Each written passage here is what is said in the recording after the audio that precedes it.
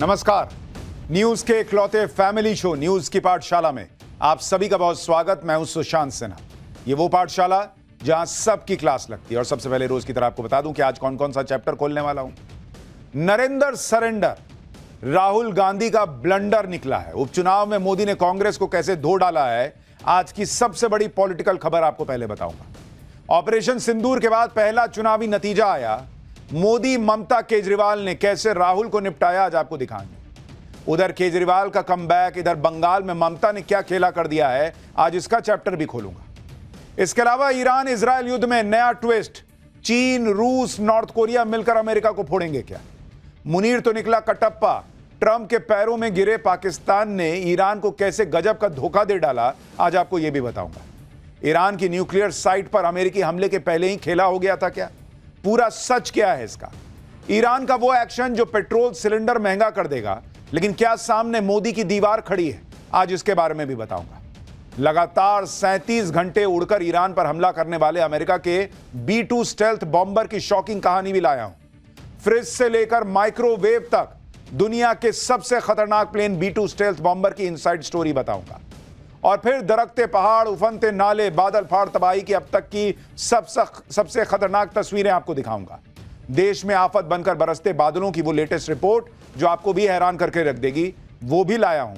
लेकिन पहले दिन भर की बड़ी खबरों का रिवीजन, उसके बाद पहला चैप्टर।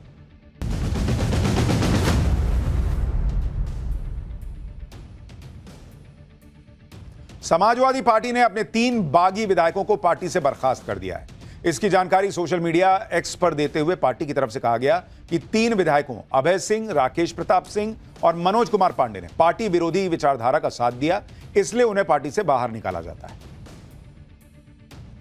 पार्टी और परिवार से निकाले जा चुके निलंबित आरजेडी नेता तेज प्रताप यादव ने कहा है कि उनकी जान को खतरा है, सुरक्षा बढ़ाई जाए।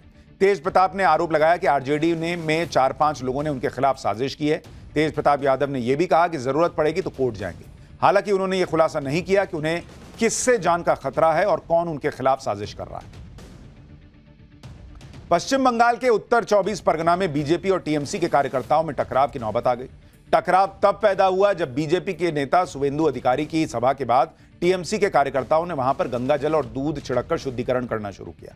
इसी दौरान बीजेपी कार्यकर्ता भी आ गए और दोनों तरफ से जमकर नारेबाजी शुरू हो गई।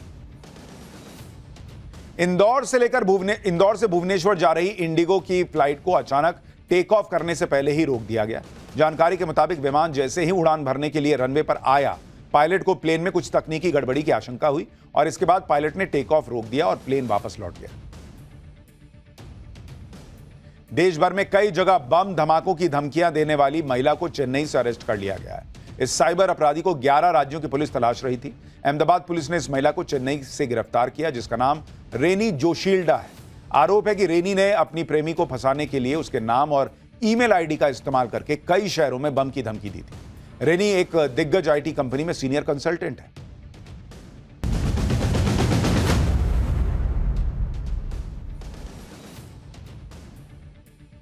तो ये हो गया दिन भर का रिवीजन ऑफ पाठशाला की पहली क्लास, जिसमें आपको बताऊंगा नरेंद्र सरेंडर तो निकला राहुल का ब्लंडर।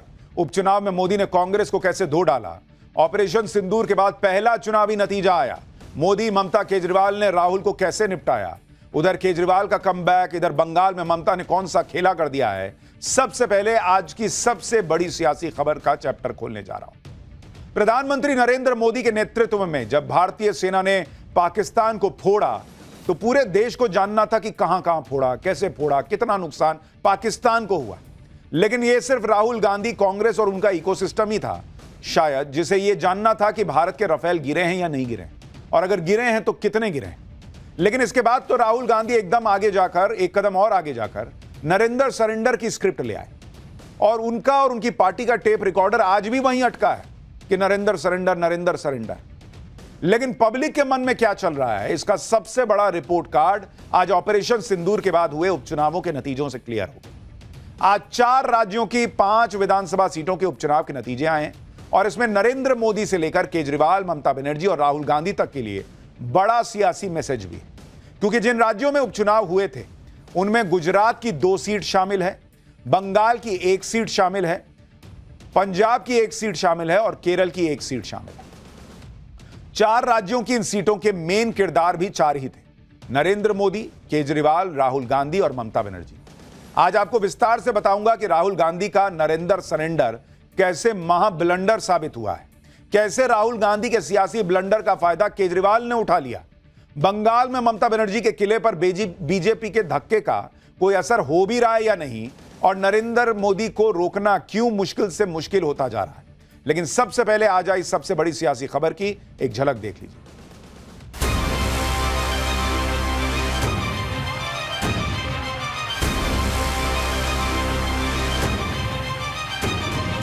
लोग हमारी सरकार के काम से बहुत खुश हैं। 2027 तो तूफान आने वाला है।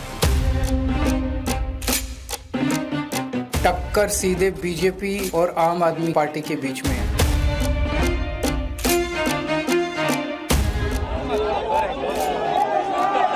उधर से ट्रंप ने एक इशारा किया, नरेंद्र सरेंडर।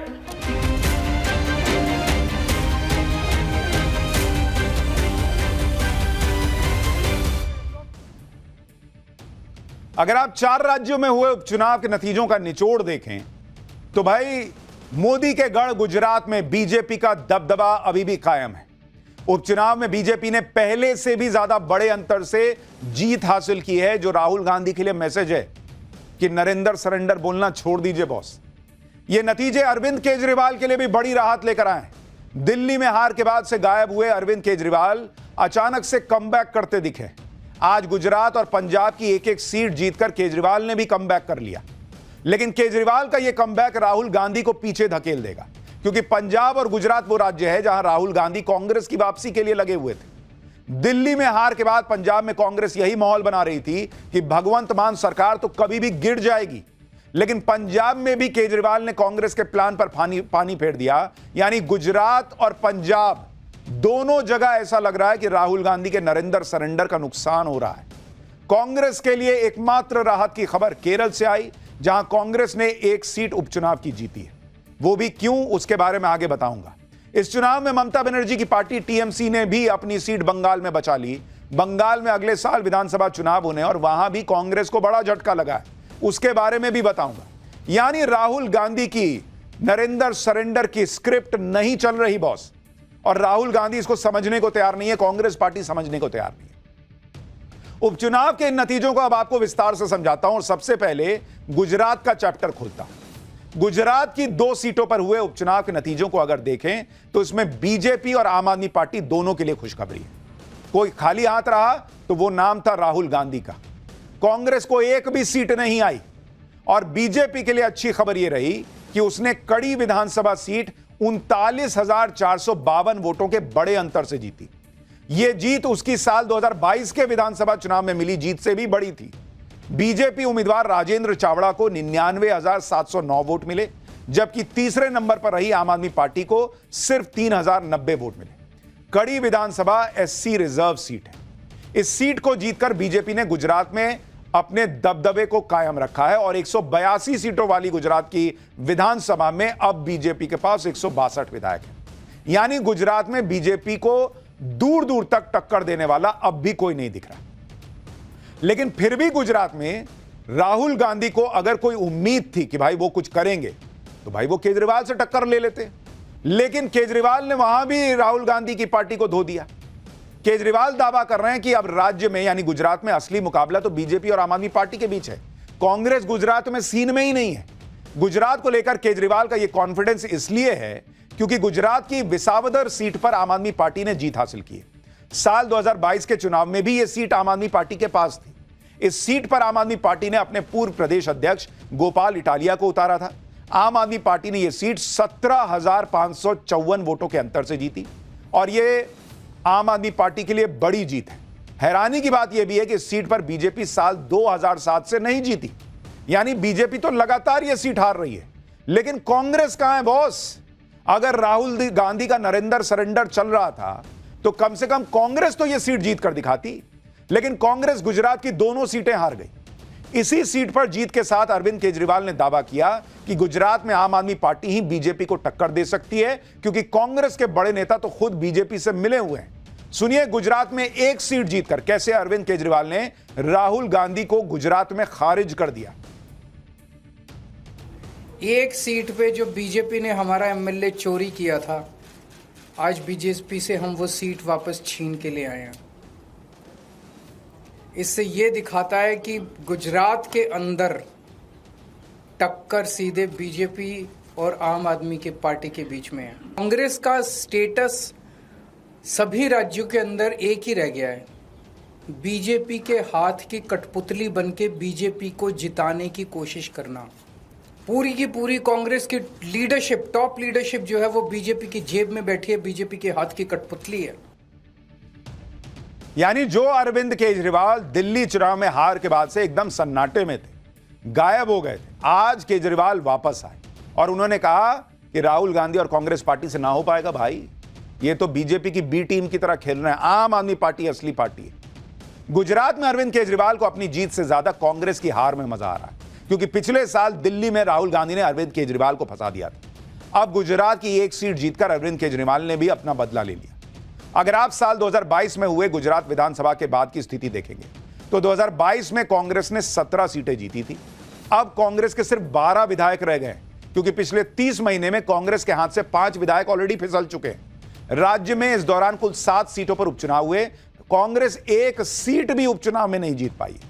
जबकि नरेंद्र मोदी के गढ़ गुजरात के लिए पिछले साल राहुल गांधी लोकसभा में खड़े होकर गारंटी दे रहे थे कि गुजरात में तो मैं नरेंद्र मोदी को हरा दूंगा, लिख के रख लो। लिखने के लिए कह रहे थे कि लिख के रख लो, जैसे अयोध्या में हराया वैसे गुजरात में नरेंद्र मोदी को हराएंगे। सुनिए राहुल गांधी गुजरात को लेकर कैसी बड़ी बड़ी बातें किया करते थे और आज फिर वही नतीजा। लिख के रखते ना तो कागज फाड़ना पड़ जाता। तो आपको गुजरात में हराएंगे इस बार, आप लिख के ले लो, लिख के ले लो।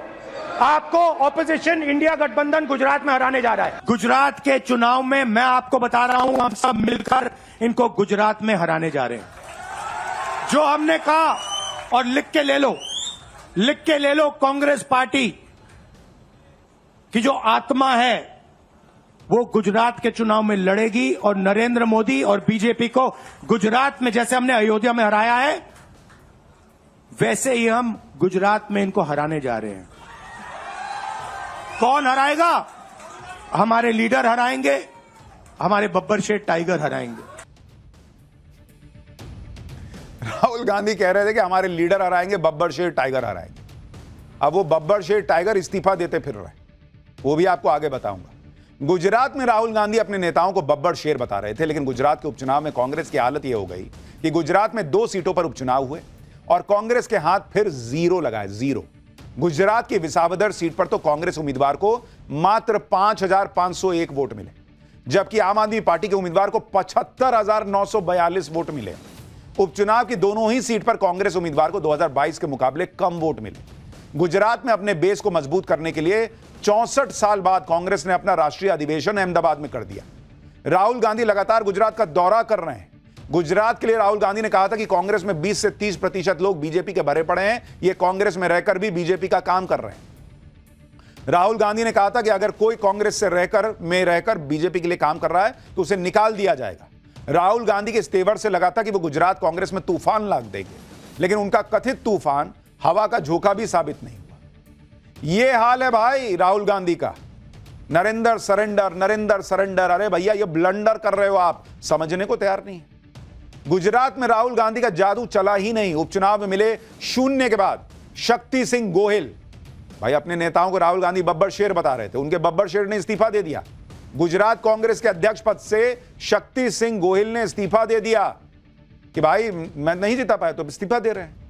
यह हाल हो रखा है गुजरात में कांग्रेस का कि बीजेपी तो रगड़ ही रही है, आम आदमी पार्टी धोके चली गई। कांग्रेस ना पंजाब में कुछ कमाल कर पाई ना गुजरात में, लेकिन ऐसे नतीजों के बावजूद कांग्रेस से नरेंद्र सरेंडर वाला ब्लंडर नहीं छूट रहा। आज ही कांग्रेस ने फिर से यह आरोप लगाया कि ट्रंप के फोन पर पीएम मोदी ने पाकिस्तान के सामने सरेंडर कर दिया। कांग्रेस ने एक सोशल मीडिया पोस्ट में एक एनिमेटेड वीडियो डाला है। आप सोचिए, जिस कांग्रेस पार्टी को आज उपचुनाव में इतने बड़े बड़े झटके लगे हैं, वो ये समझने को तैयार नहीं है बॉस कि नरेंद्र सरेंडर वाली स्क्रिप्ट उनकी नहीं बिक रही, फिर यही वीडियो डाल रहे हैं। और नरेंद्र सरेंडर वाला ब्लंडर कांग्रेस को कितना भारी पड़ा, यह ऑपरेशन सिंदूर के बाद हुए उपचुनाव के नतीजे बता रहे हैं। जबकि ऑपरेशन सिंदूर के दौरान अरविंद केजरीवाल इन सब से दूर रहे, बहुत स्मार्टली खेले वो। अरविंद केजरीवाल इन चीजों से दूर रह के अपना काम करते रहे। और देखिए, राहुल गांधी का टेप अटका था नरेंद्र सरेंडर पे, अरविंद केजरीवाल ने जो है वो पर्दे के पीछे खेल कर दिया। आप पंजाब की कहानी सुनिए, आज जैसे ही उपचुनाव के नतीजे आए वैसे ही आम आदमी पार्टी झूमने लगी। अरविंद केजरीवाल के कमबैक के पोस्टर सोशल मीडिया पर छा गए। जो अरविंद केजरीवाल कई दिनों से मीडिया से दूर थे, वो आज प्रेस कॉन्फ्रेंस करने आए। प्रेस कॉन्फ्रेंस में अरविंद केजरीवाल के चेहरे पर मंद मंद मुस्कान थी, उनकी बॉडी लैंग्वेज उनकी खुशी को जाहिर कर रही थी। और अरविंद केजरीवाल के लिए खुश होने का मौका भी है, क्योंकि दिल्ली में हार के बाद पंजाब में अंदरूनी लड़ाई की बातें थी और भगवंत मान सरकार के गिर जाने के दावे कर रही थी कांग्रेस पार्टी। दिल्ली की हार से पार्टी में निराशा छा गई थी। अरविंद केजरीवाल भी सुर्खियों से दूर हो गए थे। केजरीवाल ने चुपचाप अपना पूरा जोर लुधियाना वेस्ट की उपचुनाव के पर लगा रखा था। यह सिर्फ एक सीट का चुनाव नहीं था, बल्कि अरविंद केजरीवाल की साख का टेस्ट भी था, भगवंत मान सरकार के कामकाज का टेस्ट भी था। अरविंद केजरीवाल और आम आदमी पार्टी के शीर्ष नेतृत्व ने लुधियाना वेस्ट में ही डेरा डाल दिया था। इस सीट को जीतने के लिए अरविंद केजरीवाल ने प्रचार के दौरान वादा भी कर दिया था कि वो उम्मीदवार संजीव अरोड़ा को कैबिनेट मंत्री तक बना देंगे। इस सीट पर चुनाव की रणनीति भी अरविंद केजरीवाल ने ही तय की थी। राज्यसभा सदस्य संजीव अरोड़ा को उम्मीदवार बनाया गया था। इसलिए अगर आम आदमी पार्टी ये सीट हार जाती तो पंजाब में भगवंत मान सरकार की मुश्किल बढ़ जाती। अरविंद केजरीवाल की रणनीति पर सवाल उठते। पंजाब में 2027 में विधानसभा चुनाव है, उससे पहले इस जीत ने केजरीवाल को और भगवंत मान सरकार को बड़ा बूस्ट दे दिया। इसलिए पंजाब की जीत पर अरविंद केजरीवाल गदगद है। कह रहे हैं कि 2027 में तो तूफान आएगा। सुनिए लुधियाना वेस्ट की सीट पंजाब में उपचुनाव में जीतने के बाद केजरीवाल क्या कह रहे हैं। ये एक बहुत बड़ा संकेत इस बात का है कि पंजाब में हमारी सरकार है। इसका मतलब पंजाब के अंदर लोग हमारी सरकार के काम से बहुत खुश हैं। कई लोग ये कह रहे हैं कि ये सेमीफाइनल है 2027 का, तो हम सोच सकते हैं कि अगर ये सेमीफाइनल है 2027 का और 2022 आंधी थी, तो 2027 तो तूफान आने वाला है। केजरीवाल कह रहे हैं कि पंजाब का सेमीफाइनल हो गया और वो आम आदमी पार्टी ने जीत लिया। लेकिन सवाल है कि कांग्रेस कहां है? राहुल गांधी को समझ क्यों नहीं आ रहा? नरेंद्र सरेंडर नहीं चल रहा। वो पंजाब जहां कांग्रेस पार्टी दावा कर रही थी कि भाई केजरीवाल और भगवंत मान तो गए, खत्म मामला है, वहां भी उपचुनाव नहीं जीत पाई कांग्रेस पार्टी। पंजाब में कांग्रेस और बीजेपी लंबे टाइम से यही कह रहे हैं कि अरविंद केजरीवाल राज्यसभा जाएंगे। इसी वजह से उन्होंने राज्यसभा सदस्य संजीव अरोड़ा को लुधियाना के चुनाव में उतारा। अब जब संजीव अरोड़ा जीत गए तो राज्यसभा की सीट खाली हो गई और अरविंद केजरीवाल के राज्यसभा जाने का रास्ता साफ होगा। लेकिन आज जब अरविंद केजरीवाल से इस पर सवाल किया गया तो उन्होंने साफ इनकार कर दिया। केजरीवाल ने कहा कि वो राज्यसभा नहीं जाने वाले हैं। एक बार वो भी सुनिए, फिर पंजाब में नतीजे क्या कह रहे हैं वो बताता हूं। राज्यसभा से कौन जाएगा ये पॉलिटिकल अफेयर्स कमेटी तय करेगी हमारी, लेकिन मैं नहीं जा रहा। केजरीवाल नहीं जा रहा। आपने तो मेरे को कई बार भेज दिया अभी तक। मैं राज्यसभा में नहीं जा रहा, लेकिन कौन जाएगा ये पॉलिटिकल अफेयर्स कमेटी तय करेगी। Thank you. आप याद कीजिए कि दिल्ली में हार के बाद कैसे पंजाब में उथल पुथल मच गई थी। अरविंद केजरीवाल ने पंजाब के विधायकों को दिल्ली बुलाया था, फिर कई दिन तक वो खुद पंजाब में रहे।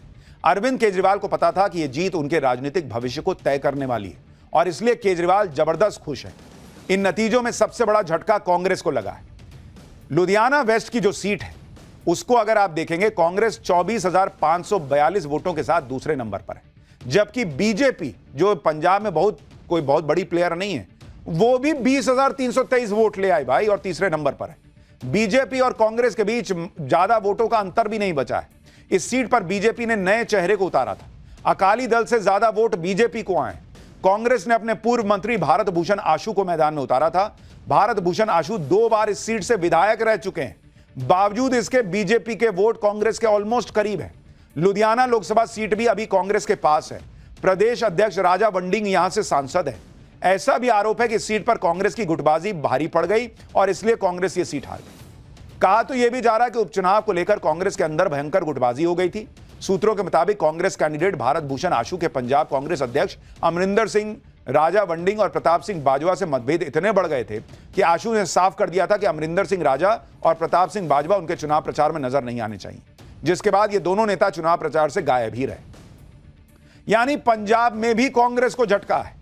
आप देखिए लुधियाना वेस्ट सीट पर कैसे कांग्रेस को 2022 से भी बड़ी हार मिली है। मैं आपको जरा बताता हूं, आप देखिए, जिस पंजाब को कहा जा रहा था कि कांग्रेस यहां कमबैक कर लेगी, भाई क्या ही स्थिति है।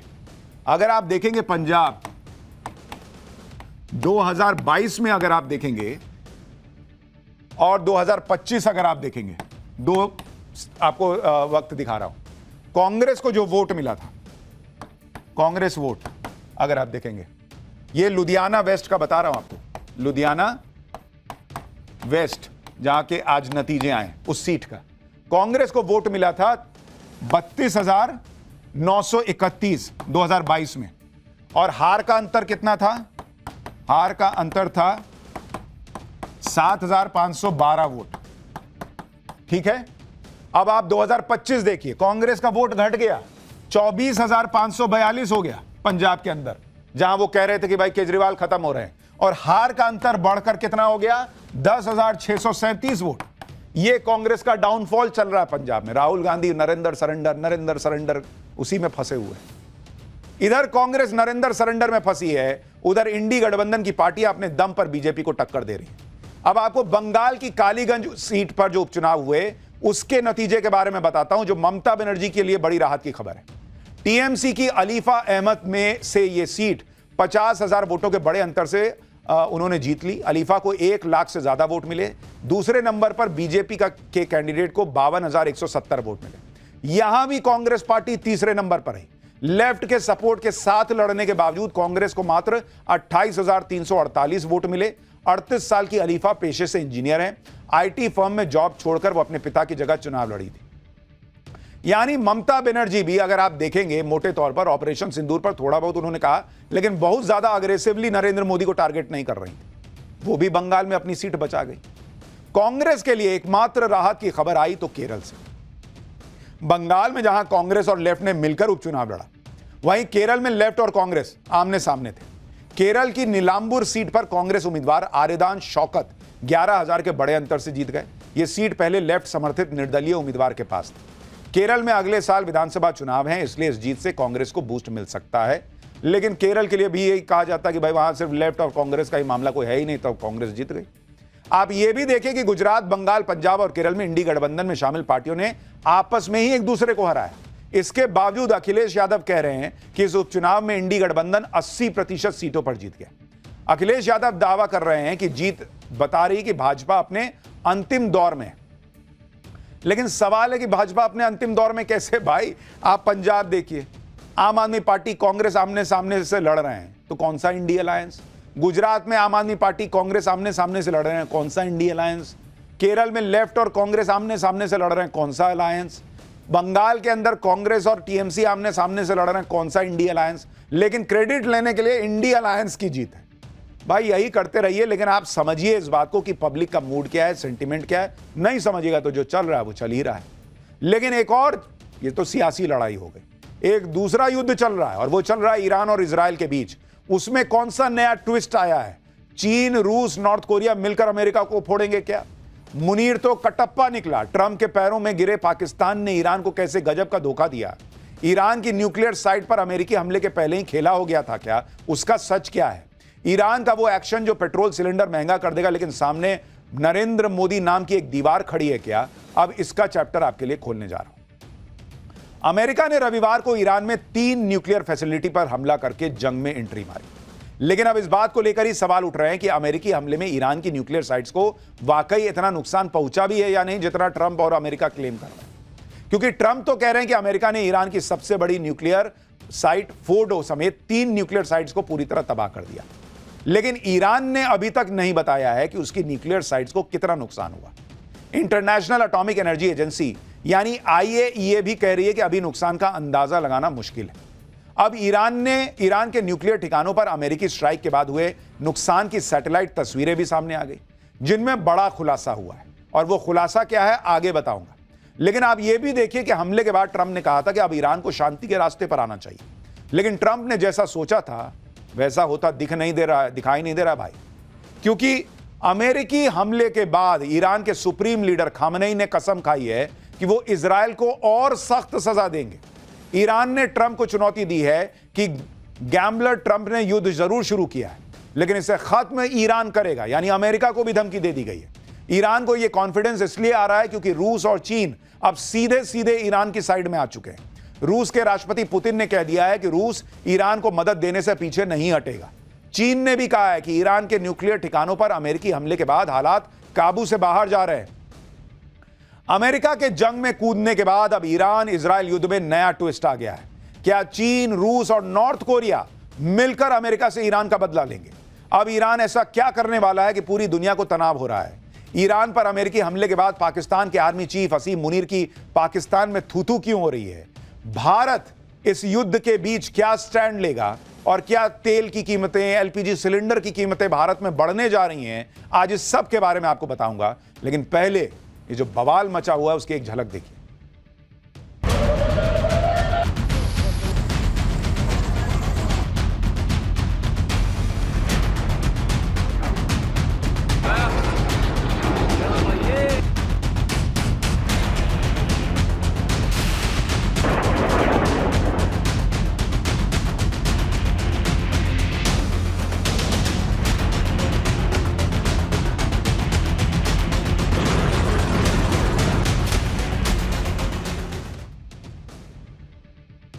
कहां तो ट्रंप सोच रहे थे कि अमेरिका ईरान के न्यूक्लियर ठिकाने उड़ा देगा तो ईरान के होश भी उड़ जाएंगे और वो शांत पड़ जाएगा। ट्रंप ने कहा था कि अब इजराइल बहुत ज्यादा सेफ है, लेकिन अमेरिकी अटैक के बाद ईरान ने इजराइल पर और ज्यादा ताकत से हमले शुरू कर दिए। ईरान ने दावा किया है कि उसके परमाणु ठिकानों पर अमेरिकी हमलों के बाद उसने इजराइल के 5 शहरों को टारगेट किया है। इसमें तेल अवीव भी है। ये हमले 15 बैलिस्टिक मिसाइलों से किए गए हैं। ये आप तस्वीरें देखिए बॉस, ये धुआं आप ईरान में नहीं देख रहे हैं, ये इजराइल में धुआं उठ रहा है। अपने परमाणु ठिकानों पर हमले से बौखलाए ईरान ने पहली बार अपनी खैबर मिसाइल इजराइल पर दाग दी। ईरान ने इसका वीडियो भी जारी किया है और दावा किया है कि खैबर मिसाइल ने इजराइल में भयानक तबाही मचाई। ये खैबर मिसाइल की तस्वीरें आप देख रहे हैं। यानी ईरान रोज नई नई मिसाइलें दाग रहा है इजराइल के पर। और अमेरिका और ट्रंप सोच रहे थे कि भाई ये तो हमने कर दिया, अब ये खत्म मामला। ईरान कह रहा है कि नहीं भाई, फ्लावर समझे क्या, हमें फायर है। खैबर मिसाइल ईरान की सबसे एडवांस बैलिस्टिक मिसाइल है जिसकी रेंज 2000 किलोमीटर है और यह मिसाइल 1500 किलो से ज्यादा का वॉरहेड ले जा सकती है। ईरान की खैबर मिसाइल के इंपैक्ट का वीडियो भी सामने आया है जो इजराइल के अशदोद शहर में एक कार के डैश कैम में रिकॉर्ड हुआ। इसमें दिखता है कि कैसे मिसाइल एक हाईवे पर आकर गिरती है और तेज धमाका होता है। ईरान का दावा है कि इस मिसाइल अटैक में उसने अशदोद शहर का बिजली स्टेशन उड़ा दिया। जरा एक बार फुल फ्रेम में सुनाइए कैसे धमाका हुआ।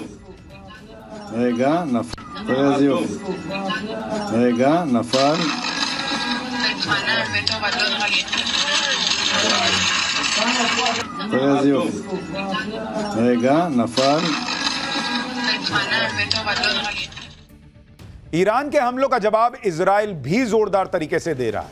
इजराइल ने तेहरान में इस्लामिक रेवोल्यूशनरी गार्ड कॉर्प्स से जुड़े ठिकानों पर हमले किए। इसमें सैकड़ों सैनिकों के मारे जाने का दावा है। इजराइल ने ईरान के फोर्डो न्यूक्लियर साइट पर हमला किया। यह हमला उसी जगह किया गया जहां रविवार सुबह अमेरिका ने बस्टर बम गिराए।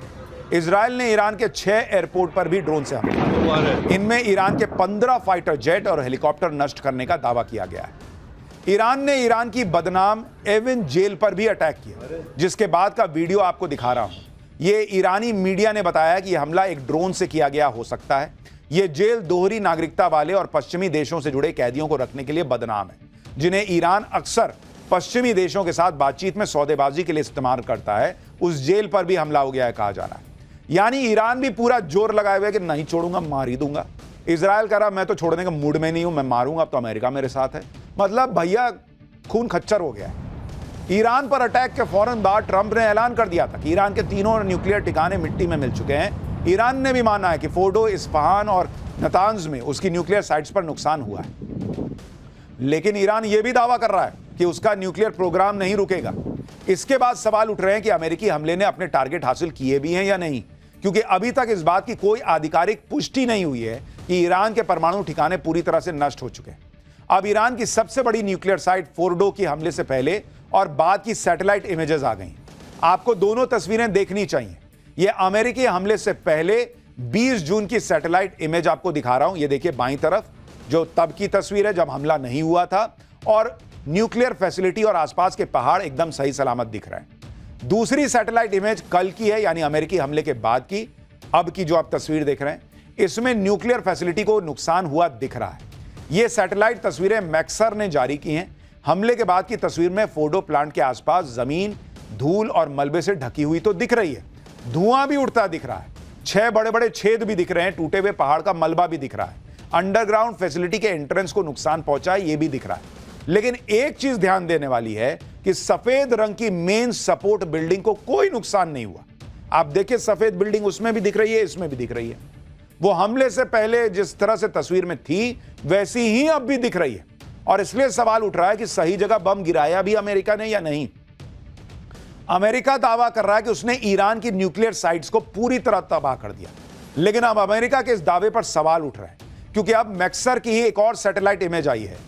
इसमें 19 जून की तस्वीरें दिख रही हैं। यह तस्वीर आप देखिए, यह 19 जून की सैटेलाइट तस्वीर है, जिसमें अमेरिका के हमले से 2 दिन पहले फोर्डो न्यूक्लियर फैसिलिटी के बाहर 16 ट्रक एक लाइन से खड़े दिख रहे हैं। दावा किया जा रहा है कि ईरान ने अमेरिका के हमले से पहले ही यूरेनियम और जरूरी डिवाइसेस सुरक्षित जगह पर शिफ्ट कर ली थी। ईरान के सरकारी चैनल ने भी दावा किया है कि ईरान ने अपनी तीनों न्यूक्लियर साइट से यूरेनियम पहले ही सेफ जगह पहुंचा दिया था। यानी ईरान के हिसाब से अमेरिका कितना भी उछल ले, सच यह है ईरान के हिसाब से कि भाई उसने अपना पहले यूरेनियम निकाल लिया 400 किलो के आसपास, तो भैया क्या नुकसान हुआ। यानी ट्रंप जो है वो अपनी पीठ थपथपा रहे हैं, लेकिन वो नुकसान हुआ कहां, ये सवाल उठने लगा है। भाई ये ट्रक खड़े हैं 2 दिन पहले, आप देखिए ना। जाने माने मिलिट्री हिस्टोरियन टॉम कूपर ने भी दावा किया है। उनका कहना है कि अमेरिकी स्ट्राइक से 2 दिन पहले ही ईरान ने तीनों न्यूक्लियर साइट्स खाली कर दी थी, यूरेनियम और जरूरी सामान वहां से हटा लिया था, न्यूक्लियर फैसिलिटी की एंट्री को ईंट पत्थर से भर दिया था। और इसका मतलब यह है कि अमेरिका ने जो भी टारगेट किया है उससे ईरान के न्यूक्लियर प्लान को कोई नुकसान नहीं हुआ है। अमेरिका ने जहां बम गिराए हैं वो पहाड़ पर करीब 960 मीटर ऊंचाई पर गिरे हैं। ये ऊंचाई बहुत ज्यादा है, इतनी ऊंचाई से बंकर बस्टर भी न्यूक्लियर फैसिलिटी को बहुत ज्यादा नुकसान नहीं पहुंचा पाया होगा। यानी अमेरिका जो दावा कर रहा है उस पर दुनिया सवाल खड़े कर रही है। अमेरिका का दावा है कि उसने नतांज और इस्फहान न्यूक्लियर फैसिलिटी को भी बर्बाद कर दिया, लेकिन टॉम कूपर ने कहा है कि अगर इस बात में सच्चाई है तो फिर नतांज पर अमेरिका को 2-2 बार हमला क्यों करना पड़ा। यही बात बाकी एक्सपर्ट भी पूछ रहे हैं कि जब अमेरिका ने तीनों न्यूक्लियर अड्डे अपने बंकर बस्टर से तबाह कर दिए तो फिर इजराइल को आज दोबारा इन्हीं न्यूक्लियर फैसिलिटीज पर दोबारा मिसाइलें क्यों दागनी पड़ी। इसका मतलब झोल है। तुम दुनिया को कह तो रहे हो कि हमने मार दिया, और किस मुंह से बोलोगे कि भाई नहीं कर पाए, क्योंकि 37 घंटे इनका प्लेन उड़ा गया, फोड़ा, आया, अमेरिका युद्ध में कूद गया है, यह सबको पता चल गया। और उसके बाद पता चलेगा कि वहां तो बम ही नहीं था, तो अमेरिका की और थू-थू होगी। लेकिन दुनिया तो थू-थू कर ही रही है भाई, कि ट्रंप का बड़बोलापन है क्या कि ईरान में वहां पर बोल रहे हैं सब कर दिया लेकिन काम हुआ नहीं। इजराइल ईरान युद्ध में अमेरिका के कूदने के बाद अब वर्ल्ड वॉर का खतरा हालांकि बढ़ गया है। एक तरफ इजराइल के साथ सुपर पावर अमेरिका है, तो अब 2 मजबूत देश रूस और चीन मिलकर ईरान का साथ देने को तैयार हो गए। दूसरी तरफ नॉर्थ कोरिया ने भी कह दिया है, वो जो सन की तानाशाह है किम जोंग उन, कि अमेरिका बहुत गलत किया है, ये नहीं होना चाहिए था। जो संयुक्त राष्ट्र में अमेरिका के खिलाफ एक प्रस्ताव लेकर आए हैं रूस, चीन वगैरह, जिसमें अमेरिका की ईरान पर की गई कार्रवाई का खुलकर विरोध हुआ है।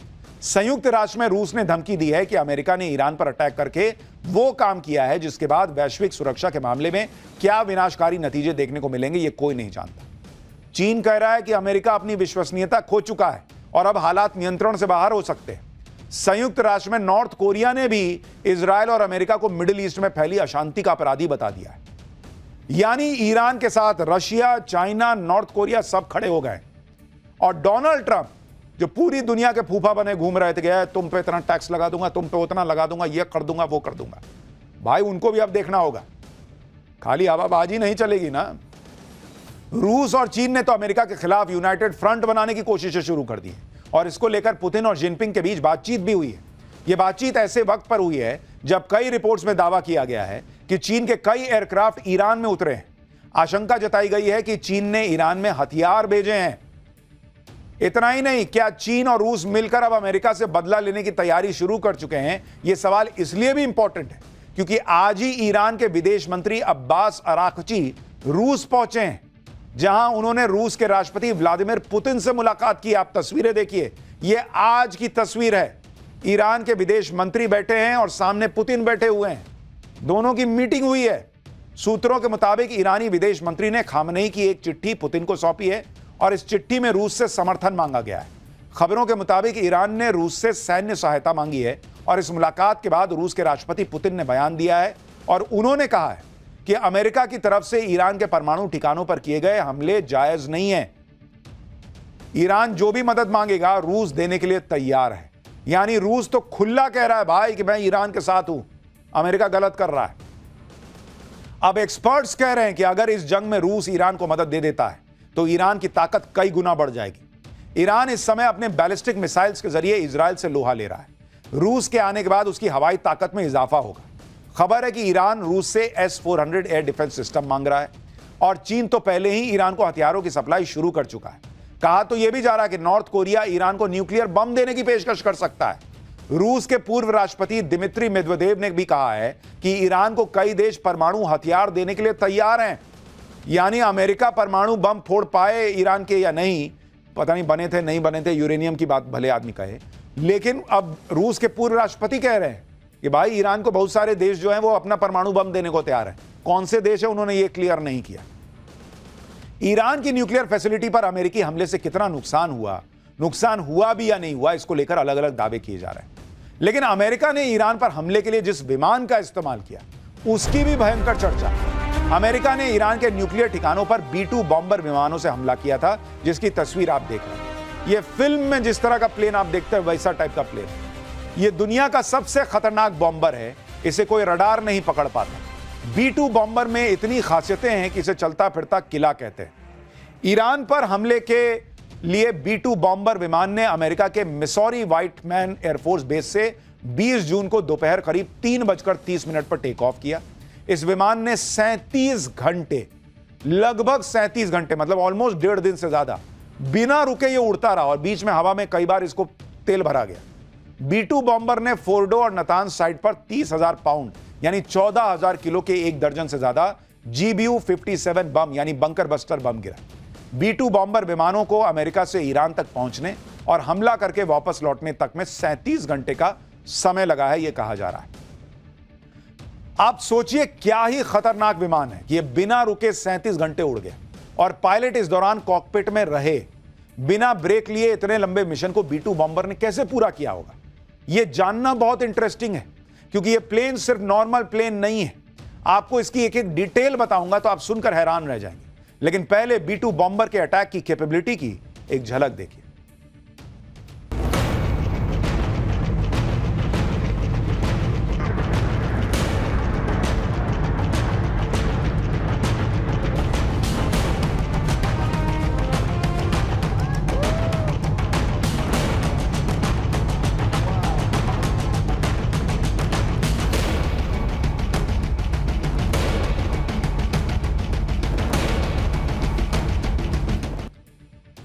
इस प्लेन को अगर आप देखिए तो ऐसा लगता है जैसे चील नहीं उड़ता है, वैसे टाइप का, देखिए वैसा ही लग रहा है, ईगल टाइप। B-2 बॉम्बर इतना खतरनाक है कि अमेरिका ने इसे किसी देश को दिया ही नहीं।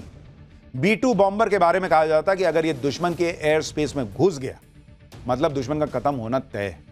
B-2 स्टेल्थ बॉम्बर आम लड़ाकू विमानों की तरह नहीं है। अगर आप इसे गौर से देखेंगे तो B-2 बॉम्बर प्लेन किसी बाज के पंख की तरह दिखता है, जिसमें अलग से कोई टेल नहीं होती। इसके दोनों पंखों की लंबाई 52 मीटर होती है। इसका वजन करीब 71,700 किलो है। 1,70,000 किलो के हथियार ले जा सकता है। 16 परमाणु बम और 80 छोटे बम ले जाने की काबिलियत रखता है।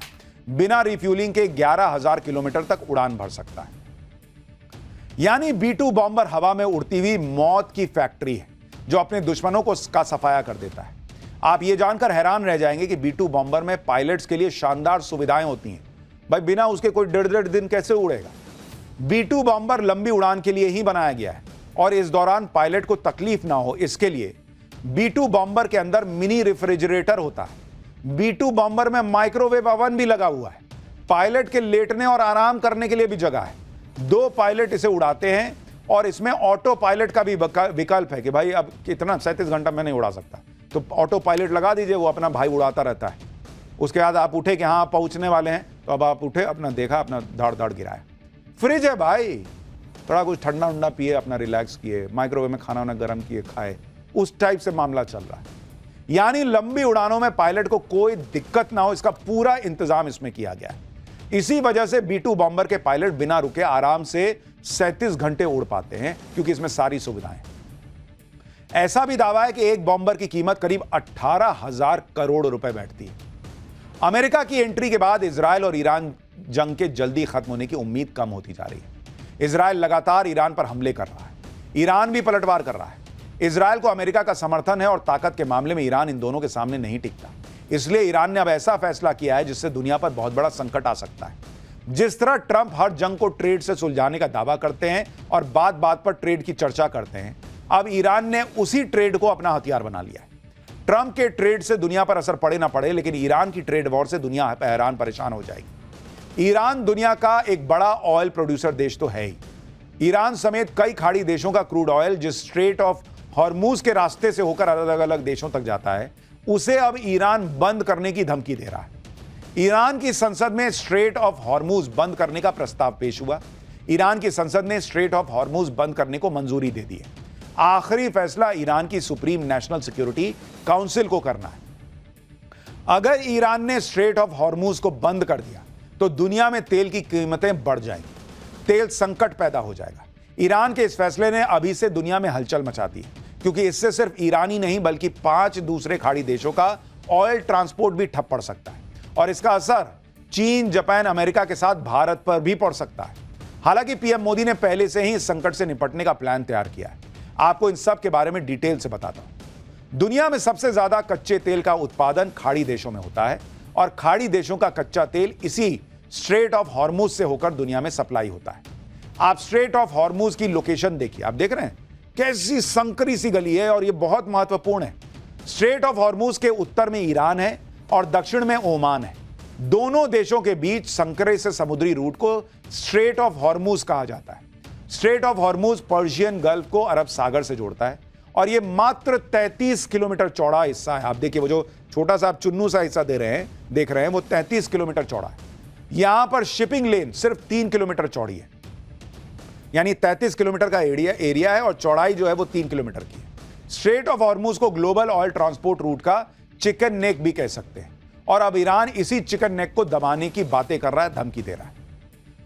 आपको यह भी जानना चाहिए कि ग्लोबल ऑयल ट्रांसपोर्ट में स्ट्रेट ऑफ हॉर्मूज कितना महत्वपूर्ण योगदान देता है। स्ट्रेट ऑफ हॉर्मूज से दुनिया का 20% ऑयल ट्रांसपोर्ट होता है। दुनिया का डेली 20 मिलियन बैरल तेल यहां से गुजरता है, यानी करीब 318 करोड़ लीटर तेल हर रोज दुनिया का 1/3 पेट्रोलियम प्रोडक्ट यहां से जाता है।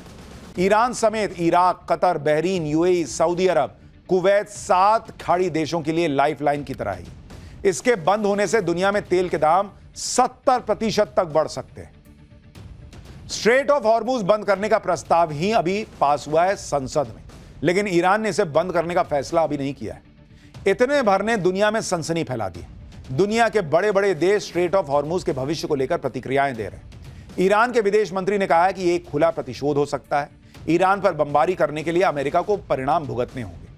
अमेरिका ने ईरान को धमकी देते हुए कहा कि अगर ईरान स्ट्रेट ऑफ हॉर्मूज को बंद करता है तो यह एक और भयानक गलती होगी। यह ईरान के लिए आर्थिक आत्महत्या जैसा होगा। दक्षिण कोरिया ने कहा है कि मिडिल ईस्ट में स्थिति गंभीर है, जिसकी वजह से आर्थिक अनिश्चितता बढ़ रही है। इसको रोकने के लिए फौरन कदम उठाने होंगे। जापान कह रहा है कि मिडिल ईस्ट में तनाव को कम किया जाना चाहिए। लड़ाई से ग्लोबल ऑयल सप्लाई पर असर पड़ सकता है, यानी दुनिया इसको लेकर चिंतित है। स्ट्रेट ऑफ हॉर्मूज बंद हुआ तो पूरी दुनिया पर इसका असर होगा, लेकिन सबसे ज्यादा असर चीन पर होगा। चीन दुनिया में सबसे ज्यादा ऑयल इंपोर्ट करता है। चीन अपनी ऊर्जा जरूरतों के लिए खाड़ी देशों पर बुरी तरह से निर्भर है। आप देखिए कि चीन कितना तेल इन देशों से स्ट्रेट ऑफ हॉर्मूज के जरिए मंगाता है। स्ट्रेट ऑफ हॉर्मूज से सबसे ज्यादा तेल चीन को जाता है। स्ट्रेट ऑफ हॉर्मूज से हर रोज करीब 5.5 मिलियन बैरल तेल चीन मंगाता है, जो चीन के कुल तेल आयात का ऑलमोस्ट 50% है। चीन ज्यादातर तेल सऊदी अरब, ईरान और इराक से ही खरीदता है। यानी अगर स्ट्रेट ऑफ हॉर्मूज बंद हुआ तो चीन का तेल निकल जाएगा। चीन के लिए अपनी जरूरत पूरी करना मुश्किल हो जाएगा और इसका असर चीन की जीडीपी पर पड़ेगा। और इस वक्त इस युद्ध में चीन ईरान के साथ खड़ा है। इसलिए कहा जा रहा है कि ईरान धमकी तो दे रहा है, लेकिन वो चीन को नुकसान पहुंचाना नहीं चाहेगा और अपना एक दोस्त खोना नहीं चाहेगा। साथ ही खाड़ी देश, भाई उनका भी तो एक्सपोर्ट रुक जाएगा, तो वो भी नुकसान सहेंगे तो फिर आपके खिलाफ हो जाएंगे। स्ट्रेट ऑफ हॉर्मुज अगर बंद हुआ तो चीन को तो भयंकर नुकसान होगा और इसका असर अमेरिका पर भी होगा। तेल की कीमतें बढ़ेंगी जिससे महंगाई बढ़ेगी। अमेरिका भी नहीं चाहता कि ईरान स्ट्रेट ऑफ हॉर्मुज को बंद करे। इसलिए अब अमेरिका ने चीन से ईरान को समझाने के लिए कहा है। अमेरिकी विदेश मंत्री ने कहा है कि चीन स्ट्रेट ऑफ हॉर्मुज बंद न करने के लिए ईरान पर दबाव डाले। हम चीन की सरकार से आग्रह करते हैं कि वो ईरान से बात करें, क्योंकि चीन अपने तेल के लिए स्ट्रेट ऑफ हॉर्मुज पर बहुत ज्यादा निर्भर करता है। पीएम मोदी ने काफी पहले ही भारत के ऑयल इंपोर्ट को डाइवर्सिफाई करना शुरू कर दिया था। किसी एक देश पर जरूरत से ज्यादा निर्भरता ठीक नहीं होती और यह बात पीएम मोदी जानते हैं। आप देखिए कि भारत का ऑयल इंपोर्ट किस तरह से होता है। भारत के कुल तेल इंपोर्ट का 45 से 50% स्ट्रेट ऑफ हॉर्मुज से आता है। भारत के कुल एलएनजी इंपोर्ट का 54% स्ट्रेट ऑफ हॉर्मुज से आता है। अगर यह रूट बंद होता है तो भारत पर भी असर पड़ सकता है, लेकिन भारत अपने दूसरे विकल्पों पर भी काफी समय से काम कर रहा है। रूस, अमेरिका, ब्राजील से भी भारत कच्चा तेल खरीदता है। खाड़ी देशों के अलावा भी दूसरे देशों से तेल खरीद सकता है। खाड़ी देशों से आने वाले तेल को रीरूट कर सकता है। भारत का 38% कच्चा तेल रूस से आता है। भारत रूस से और ज्यादा तेल खरीद सकता है। भारत ने ऑयल स्टोरेज पर भी काफी काम किया है और भारत के पास 74 दिनों का पर्याप्त कच्चा तेल अभी मौजूद है। इसके अलावा करीब 10 दिन का स्ट्रैटेजिक पेट्रोलियम रिजर्व भी मौजूद है। यानी भारत अभी किसी बहुत बड़े संकट में नहीं है, क्योंकि भाई 2 महीना 3 महीना मामला चलेगा तब देखा जाएगा। अब इसे पीएम मोदी की दूरदर्शिता कहिए या फिर समय से लिया गया फैसला, जिस वजह से स्ट्रेट ऑफ हॉर्मुज के बंद होने पर बहुत ज्यादा असर भारत पर पड़ेगा, इसकी उम्मीद फिलहाल कम है। और यही बात भारत सरकार भी कह रही है। स्ट्रेट ऑफ हॉर्मुज बंद होने का असर भारत पर भी पड़ेगा, लेकिन भारत के लिए टेंशन की बात नहीं है, क्योंकि पीएम मोदी ने भारत के तेल इंपोर्ट को पहले से ही डाइवर्सिफाई कर रखा है। और आज पेट्रोलियम मंत्री हरदीप सिंह पुरी ने भी कहा कि पिछले कुछ सालों में हम अपनी सप्लाई में विविधता लाए हैं। हमारी तेल आपूर्ति का एक बड़ा हिस्सा हॉर्मुज स्ट्रेट से नहीं आता। हमारी तेल मार्केटिंग कंपनियों के पास कई हफ्ते की सप्लाई है और हमारी कंपनियों को कई दूसरे मार्गों से तेल की सप्लाई मिलती रहती है। हम अपने नागरिकों को ईंधन की सप्लाई की स्थिरता सुनिश्चित करने के लिए आवश्यक कदम उठाएंगे। यानी मोदी सरकार जिस तरह से कोविड के समय और जिस तरह से रूस और यूक्रेन युद्ध के समय भी तेल की कीमतों को, जो दुनिया में तबाही मचा रहा था, उसको ऑलमोस्ट कंट्रोल की हुई थी, वैसे ही उनका दावा है कि हम इस बार भी कर पाएंगे। यानी पीएम मोदी के विजन और पॉलिसी से भारत इस वक्त बेहतर स्थिति में दिख रहा है। लेकिन ईरान युद्ध से पाकिस्तान की जग हसाई जरूर हो रही है। ईरान पर अमेरिका और इजरायल के हमलों के बाद पाकिस्तान अपना चेहरा छिपाता फिर रहा है। पाकिस्तान किसी को मुंह दिखाने लायक नहीं बचा, क्योंकि पाकिस्तान की करतूत आज पूरी दुनिया के सामने है। पाकिस्तान के सेना प्रमुख असीम मुनीर को ट्रंप ने बुलाया था। पाकिस्तान ने ढिंडोरा पीटा। हमने आपको पाठशाला में गया था कि ये मुनीर वहां गया है ना, ये वहां ऑर्डर ले रहा होगा कि सर बताइए क्या क्या करना है। ये ट्रंप से ऑर्डर लेकर आया होगा। असीम मुनीर के साथ लंच का मकसद ही यही था, लेकिन पाकिस्तान ये भूल गया कि अमेरिका कोई काम मुफ्त में नहीं करता। ट्रंप के साथ असीम मुनीर के लंच की कीमत पाकिस्तान चुका रहा है और पाकिस्तान की ग्लोबल बेइज्जती हो रही है।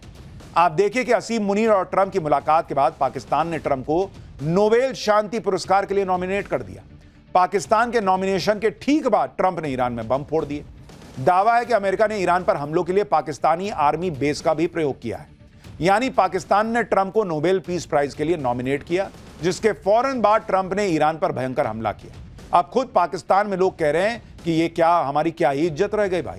हमने ट्रंप को शांति पुरस्कार देने की बात की और ट्रंप तो कत्लेआम मचा रहा है। ईरान जो पाकिस्तान का पड़ोसी है, ईरान के साथ पाकिस्तान की सीमा लगती है, ईरान मुस्लिम देश है, इसके बाद भी पाकिस्तान ने ट्रंप को नोबेल शांति अवार्ड के लिए नॉमिनेट किया। और पाकिस्तान के इसी दोगलेपन पर पाकिस्तान में ईरान के राजदूत ने कहा है कि ईरान के साथ ट्रंप ने जो किया, उसके बाद अगर ट्रंप को नोबेल अवार्ड मिलता है तो इतिहास की सबसे अजीब और हैरान करने वाली घटना होगी।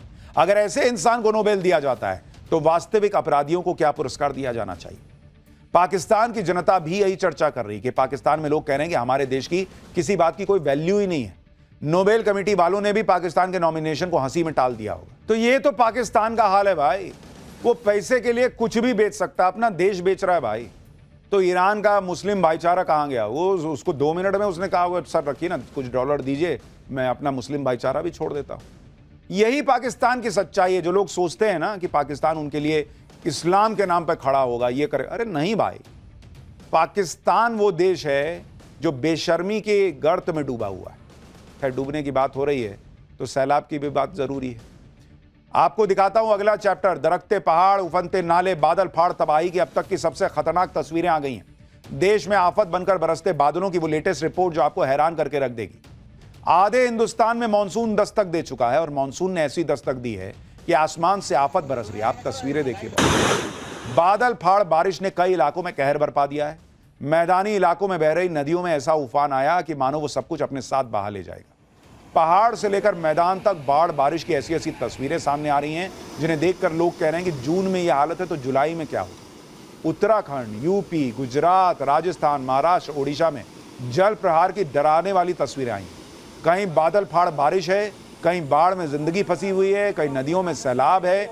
इतनी बारिश हो रही है कि सड़कों में ही नदी बहने लग रही है। कहीं पहाड़ दरक के गिर रहे हैं, गाड़ी पर पहाड़ टूट के गिर जा रहा है।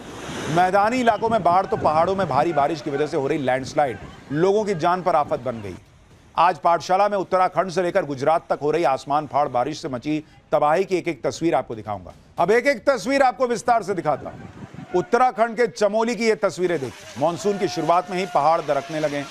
चमोली में लगातार हो रही बारिश की वजह से पहाड़ का एक हिस्सा बद्रीनाथ हाईवे पर आकर गिर गया। पहाड़ से गिर रहे मलबे के बाद बड़े बड़े पत्थर हाईवे पर गिरते दिखाई दिए। लैंडस्लाइड की वजह से बद्रीनाथ हाईवे से होकर गुजर रही चारधाम यात्रा पर ब्रेक लग गया। अब हिमाचल प्रदेश से आई तस्वीर देखिए। हिमाचल में पिछले कुछ दिनों से हो रही मूसलाधार बारिश की वजह से नदी नाले रौद्र रूप दिखाने लगे हैं। ये तस्वीर लाहौल स्पीति के जहालमा नाले की। वीडियो की शुरुआत में नाला एकदम शांत नजर आ रहा है, लेकिन 3 सेकंड के अंदर नाले में पानी का ऐसा उफान आता है कि उसके आसपास खड़े लोग दहशत में आते हैं। देखते ही देखते सूखा हुआ नाला उफनती नदी में बदल गया। जरा एक बार सुनाइए क्या हालात हो। काफी पानी बढ़ गया है। ये अब ये देखिए खतरनाक, ये देखिए, ये देखो जी, बिल्कुल एकदम से बहुत ही भयंकर। ये देखो जी, बहुत ही जबरदस्त। अब मनाली से आई एक तस्वीर देखिए।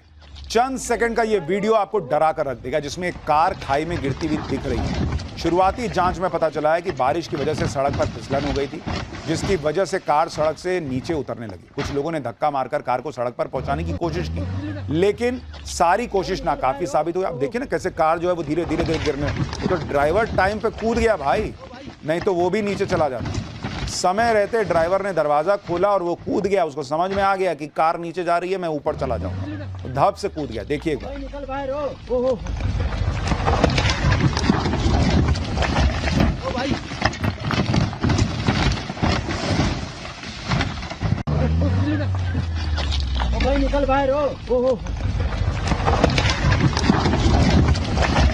भाई।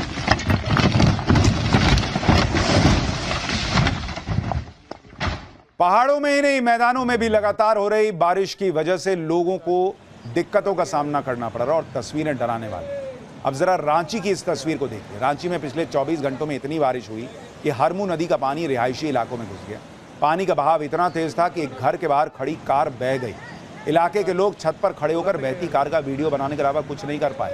क्या ही करते भाई, कार को बचाने कौन जाएगा? वहां कार से ड्राइवर को कूदना पड़ रहा है। जरा फुल फ्रेम दिखाइए तस्वीर। गाड़ी पलट गया गाड़ी। ये तो हाल हो रखा है कि बारिश ने मतलब कहर ही बरपा रखा है और इस पर ब्रेक अभी तो नहीं लगने वाला। उत्तर प्रदेश के मुख्यमंत्री योगी आदित्यनाथ जनता दरबार में लोगों की समस्याएं सुनते हैं और उसका समाधान भी करते हैं। जनता दरबार में एक मासूम बच्ची जो है वो सीएम योगी से स्कूल में एडमिशन कराने की मांग लेकर पहुंची। सीएम योगी ने बच्ची से बात की और फिर अधिकारियों से बच्ची का एडमिशन हर हाल में कराने के लिए भी कहा। सुनिए सीएम योगी और छोटी बच्ची की बातचीत। यानी तो स्कूल नहीं जाना चाहती है? नहीं, स्कूल जाना चाहती हूँ। तो फिर क्या चाहते हैं? फिर क्या चाहती है? ये कह रही हूँ, हाँ। आप स्कूल में एडमिशन करवा दो। अच्छा एडमिशन? हाँ। अच्छा कौन क्लास में? सील गुप्ता में। अरे कौन क्लास में? और वो नाम नहीं पता ना मुझे। अच्छा 10th में कराएं, 11th में कराएं? इसका एडमिशन करो भाई। इसका एडमिशन हर हाल में हो जाए। घबराओ, ठीक है ना? स्कूल एडमिशन होगा, ठीक है? चिंता मत।